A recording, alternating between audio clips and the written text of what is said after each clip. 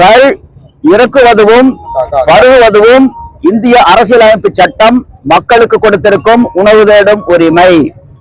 தமிழ்நாடு அரசிடம் நாங்கள் கள்ளுக்கு அனுமதி கேட்கவில்லை, கள்ளுக்கடைகளை திறக்க வேண்டும் என்ற கோரிக்கையினையும் வைக்கவில்லை.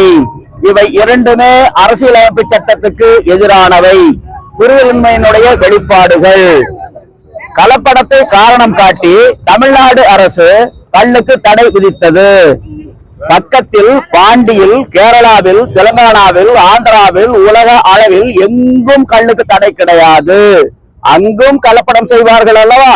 அந்த அரசுகள் எல்லாம் கலப்படத்தை கட்டுப்படுத்துகின்ற பொழுது தமிழ்நாட்டில் எங்களால் மட்டும் கலப்படத்தை கட்டுப்படுத்த முடியவில்லை என்றால் தமிழ்நாடு அரசு ஆளுமை இல்லாத அரசா? ஆளுமை இல்லாமல் போனால் ஏன் ஆட்சி பொறுப்பில் இருக்க வேண்டும்? நீங்கள் முதல்வர் பதவியில் இருந்து இறங்குங்கள் கீழே. இந்த கோரிக்கையை நாங்கள் வைக்கின்றோம். இது முதல் கோரிக்கை.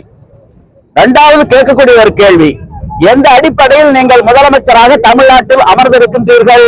Under what authority you are holding such an office as a chief minister of Tamil Nadu?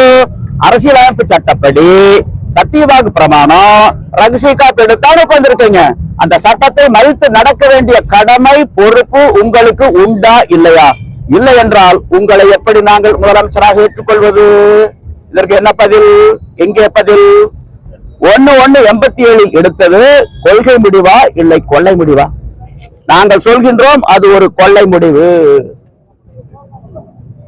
கொள்கை முடிவுன்னு என்ன? We want interpretation for policy matter. கொள்கை முடிவு என்றால் வெட்டு 1 துண்டு 2, consumption or prohibition, that is the policy matter of the government. consumption வந்துட்டீங்க, நுகர்வுன்னு வந்துட்டீங்க, ஏன் கல்லுக்கு தடை? கல்லுல கலப்படம் பண்ணாங்க, கலப்படத்தை கட்டுப்படுத்த முடியல, ஆகவே தடை. It is not policy, it is the inefficiency of the government. ஒரு அரசனுடைய கைலாகத்தான் எப்படி கொள்கை முடிவாகும்? ஆகவே கல்லுக்கு கடை கேட்கவில்லை. ஒரு மரத்துக்கல்ல 48 நாட்கள் ஒரு மண்டலம் தொடர்ந்து பருகி வந்தால் பல நோய்கள் குணமாகும். இது மருத்துவம். கல்லுக்கு 7ஆம் கடை என்று இருந்தால் ஒரு மரத்துக்கல் கிடைக்குமா? வாய்ப்பே இல்லை. பல மரத்துக்கல் தான் கிடைக்கும். அதுவும் அது கலப்பட கல்லா தான் இருக்கும். அப்படி ஒரு நிலை வருகின்ற பொழுது அரசியலமைப்பு சட்டம் 47வது பிரிவில் சொல்லப்பட்டிருக்கும், except for medicinal purposes of intoxicating drinks and of drugs which are injurious to health. இந்த வரி பொருளற்று போய்விடுகின்றது. ஆகவே கல்லுக்கு தடயம் கூடாது, தடயம் கூடாது. இன்று கல் இறக்கி சந்தைப்படுத்துகின்றோம். சில அரசியல் கட்சிகள் எங்களுக்கு ஆதரவு கொடுத்திருக்கின்றார்கள். அவர்கள் என்ன சொல்லுகின்றார்கள்? நாங்கள் ஆட்சிக்கு வந்தால் கல் தடையை நீக்குவோம். நாங்கள் கேட்கின்றோம், அரசியலமைப்பு சட்டப்படி கல்லை இறக்குகின்றோம். தமிழ்நாடு அரசு மதுவிலக்கு சட்டப்படி எங்கள் மீது நடவடிக்கை எடுக்கின்றார்கள். இந்த கட்சிகள் எல்லாம் எங்களுக்கு பாதுகாப்பு அரணாக வந்து நிற்க வேண்டும், வாய்ச்சல் வீரர்களாக இருந்துவிடக் கூடாது. இந்த போக்கை நாங்கள் ஏற்றுக்கொள்ள மாட்டோம். ஆக கல்லை ஆதரிக்கும் கட்சிகள் போராளிகளுக்கு ஆதரவாக உறுதுணையாக நிற்க வேண்டும். அடுத்து அனைத்து கட்சிகளுக்கும் கடிதம் எழுதணும். பல கட்சிகள் பதிலே இல்லை. ஆகவே அந்த கட்சிகளுக்கெல்லாம் ஒரு நெருக்கடி கொடுக்க போறோம். கள் உணவா போதைப் பொருளா? கள் தடை நியாயமானது, உணவுதான் என்ற நிலைப்பாட்டை கொண்டிருந்தால் நாங்கள் வரவேற்போம். முரண்பாட்டை கொண்டிருந்தால் வாங்கள் வாதத்திற்கு வாதிட்டு 10 கோடி ரூபாய் பரிசை பெற்றுக் கொள்ளுங்கள்.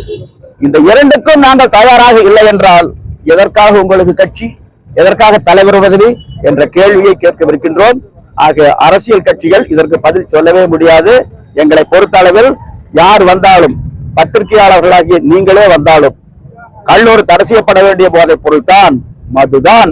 இறக்குமதி மதுக்களும் இந்திய தயாரிப்பு அயல்நாட்டு மதுக்களும் கல்லை விட நல்லவை. கல்லியக்கம் கொண்டிருக்கக்கூடிய கோரிக்கைகளில் நியாயமே இல்லை என நிரூபித்து விட்டால் 10 கோடி ரூபாய் பரிசை கொடுப்பதற்கு நாங்கள் தயாராக இருக்கின்றோம். அப்படி அவர்கள் வெற்றி பெற்று விட்டால் நிலைப்பாட்டை மாற்றிக்கொள்வோம், தோல்வியை தவறை ஒப்புக்கொள்வோம். கல்லியக்கம் சான்றாண்மை கொண்ட இயக்கமாக மாறும். சால்பிற்கு கட்டளையாதனில் தோல்வி தொலையலார் கண்ணும் கொள்ளல். எப்படி ஜல்லிக்கட்டு போராட்டம் வெற்றியில் முடிந்ததோ அதே போல இந்த போராட்டம் 2026க்குள் ஒரு வெற்றியில் முடியும். ஒருகால் இந்த அரசியல் ஆளும் இந்த கட்சி தேர்தல் தேதியை தேர்தல் ஆணையம் அறிவிப்பதற்கு முன்பாக கல் தடையை நீக்கி அறிவித்தால் ஆட்சியை தக்க வைத்துக் கொள்வதற்கு ஒரு வாய்ப்பாக அது அமையும். எடப்பாடி பழனிசாமி போன்றவர்கள் இந்த கல்லை கையிலே எடுத்தால் ஆட்சியில் அமர்வதற்கும் அது ஒரு வாய்ப்பை ஏற்படுத்தி கொடுக்கும்.